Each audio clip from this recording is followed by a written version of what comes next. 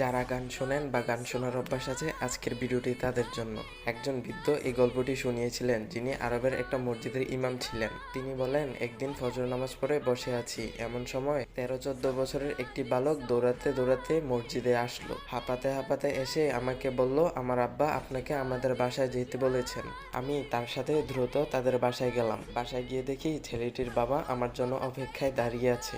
স্থির হয়ে আমাকে তিনি বললেন, হুজুর, আমার মেয়েটা মৃত্যুর পথযাত্রী, তাকে একটু কালেমার তালকি দিন। আমি ঘরের ভিতর প্রবেশ করলাম, দেখলাম বোরকা পরিহিত অবস্থায় রাখা হয়েছে তরুণী মেয়েটিকে। তার অবস্থা দেখে বুঝতে পারলাম আর বেশি সময় বাকি নেই। আমি অত্যন্ত আগ্রহ নিয়ে বললাম, মা বলো লা ইলাহা ইল্লাল্লাহ মুহাম্মাদুর রাসূলুল্লাহ। কয়েকবার এভাবে তালকি দিলাম। সে কালিমা তো পড়ল না, উল্টা চিৎকার করে আমাকে বলল, আমার বুক ভেঙে যাচ্ছে, আমার পাঁজরের হাড্ডিগুলো ভেঙে যাচ্ছে। আমি আবার কালিমা পড়লাম। এবার সে এমন বাক্য বলল যা বজ্রের মতো শোনা গেল আমার কানের মধ্যে। মেয়েটি বলল, আমাকে দেখানো হচ্ছে, খোদার কসম আমি আমার দুজক দেখতে পাচ্ছি। এই কয়েকটা কথা বলে সে চলে গেল। হয়তো তাকে ভয়ঙ্কর স্থান দেখানো হচ্ছিল।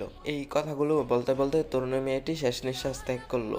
আমি মেয়েটির এমন কথা শুনে প্রচন্ড আঘাত পেলাম, কাঁপতে লাগলাম, মনটা বিষণ্ণ হয়ে উঠেছে। হুজুরটি বলল, এমন একজন মানুষকে আমাকে দেখানো হলো যে কিনা জাহান্নামে যাচ্ছে, এবং আমাদেরকে জানিয়ে এর চেয়ে দুঃখের বিষয় কি আর হতে পারে? আমি তরুণী মেয়েটির বাবাকে জিজ্ঞেস করলাম, আচ্ছা ভাই, সে এমন কি করতো যে যার জন্য আজ তার এমন ভয়াবহ পরিণতি হলো? মেয়েটির বাবা কেঁদে কেঁদে বললেন, হুজুর, আমার মেয়ে সবসময় কানে ইয়ারফোন দিয়ে গান শুনতো। এই গান বাজনায় সারাদিন ডুবে থাকতো। সে ইবাদত করতো না, নামাজ রোজার প্রতি তার কোনো আগ্রহ ছিল না। তখন মেয়েটির বাবা আরো বললেন, আমার মেয়েটাকে আমি বলতাম যে তুমি নামাজ পড়ো, কিন্তু সে নামাজ পড়তো না। তাকে আমি বলতাম, তুমি গান বাজনা শুনিও না, গান বাজনা হারাম। তারপরও আমার কথা শুনতো না, সারাদিন গান শুনতো। তখন ইমাম সাহেব বললেন, বুঝতে পারলাম, গুনাহ ও পাপের প্রতি আসক্ত হয়ে ইবাদতের প্রতি অবহেলা এসে পড়েছিল।